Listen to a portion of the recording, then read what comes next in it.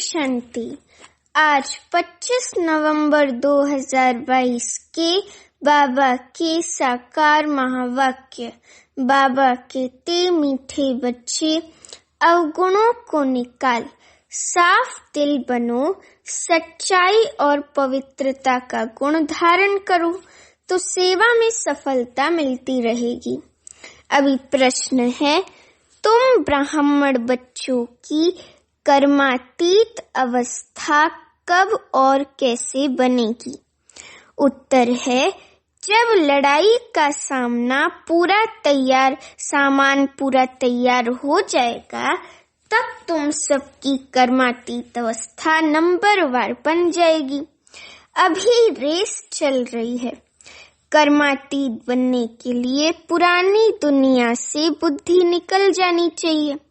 शिव बाबा, जिनसे 21 जन्मों का वर्षा मिलता है, उनके सिवाय दूसरा कोई याद ना आए, पूरा पवित्र बनो। अभी गीत है, मुखड़ा देख ले प्राणी जरा दर्पण में। अभी बाप दादा याद प्यार देते, बाबा कहते, मीठे मीठे सीखी लदे, रूहानी सीखी लदे बच्चों प्रति माता पिता बाप दादा का याद प्यार और गुड मॉर्निंग। रूहानी बाप की रूहानी बच्चों को नमस्ते। अभी धारणा के लिए मुख्य सार। पहली पॉइंट, बाप का बनकर माया के वश नहीं होना है। कर्मातीत बनने का पुरुषार्थ करना है। बाप को भूल नास्तिक नहीं बनना है। दूसरी पॉइंट, बुद्धि से बेहद का संन्यास करना है। बेहद खुशी में रहकर विशाल बुद्धि बन सेवा करनी है। वरदान है, दिल की समीपता द्वारा सहयोग का अधिकार प्राप्त कर। उमंग उत्साह में उड़ने वाले तीव्र पुरुषार्थी भव। अभी वरदान का स्पष्टीकरण है, जो बच्चे दूर बैठे भी सदा बाप की दिल के समीप हैं, उन्हें सहयोग का अधिकार प्राप्त है और अंत तक सहयोग मिलता रहेगा। इसलिए इस अधिकार की स्मृति से कभी भी न तो कमजोर बनना, न दिल शिकस्त बनना, न पुरुषार्थ में साधारण पुरुषार्थी बनना। बाप कंबाइंड है, इसलिए सदा उमंग उत्साह से तीव्र पुरुषार्थी बन आगे बढ़ते रहना। कमजोरी व दिल शिकस्तपन बाप के हवाले कर दो। अपने पास सिर्फ उमंग उत्साह रखो।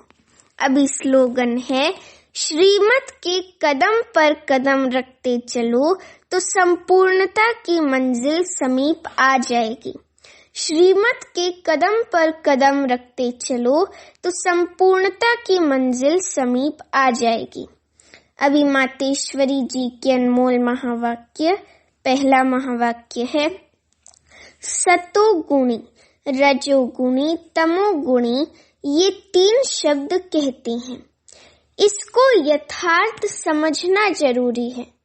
मनुष्य समझते हैं कि ये तीनों गुण इकट्ठे चलते रहते हैं, परंतु विवेक क्या कहता है? क्या ये तीनों गुण इकट्ठे चले आते हैं? वह तीनों गुणों का पाठ अलग अलग युग में होता है। विवेक तो ऐसे ही कहता है कि ये तीनों गुण इकट्ठे नहीं चलते। जब सतयुग है तो सतोगुण है, द्वापर है तो रजोगुण है और कलयुग है तो तमोगुण है। जब सतो है तो तमो रजो नहीं, जब रजो है तो रजोगुण है और कलयुग है तो तमोगुण है। जब सतो है तो तमो रजो नहीं, जब रजो है तो फिर सतोगुण नहीं है। ये मनुष्य तो ऐसे ही समझ कर बैठे हैं कि ये तीनों गुण इकट्ठे चलते आते हैं। ये बात कहना सरासर भूल है। वो समझते हैं जब मनुष्य सच बोलते हैं, पाप कर्म नहीं करते हैं, तो वे सतोगुणी होते हैं और परंतु विवेक कहता है जब हम सतोगुण तो इस सतोगुण का मतलब है कि संपूर्ण सुख को या सारी सृष्टि सतोगुणी है। बाकी ऐसे नहीं कहेंगे कि जो सच बोलता है वो सतोगुणी है और जो झूठ बोलता है वो कलयुगी तमोगुणी है। ऐसे ही दुनिया चलती आती है। अब जब हम सतयुग कहते हैं तो इसका मतलब है सारी सृष्टि पर सतोगुण सतो प्रधान चाहिए। हाँ, कोई समय ऐसा सतयुग था जहाँ सारा संसार सतोगुणी था। अब वो सतयुग नहीं है, अभी तो है कलयुगी दुनिया। गोया सारी सृष्टि पर तमो प्रधानता का राज्य है। इस तमोगुणी समय पर फिर सतोगुण कहाँ से आया? अब है घोर अंधियारा, जिसको ब्रह्मा की रात कहते हैं। ब्रह्मा का दिन है सतयुग और ब्रह्मा की रात है कलयुग, तो हम दोनों को मिला नहीं सकते। दूसरा महावाक्य, इस कलयुगी संसार को आसार संसार क्यों कहा गया है, असार संसार क्यों कहा गया है?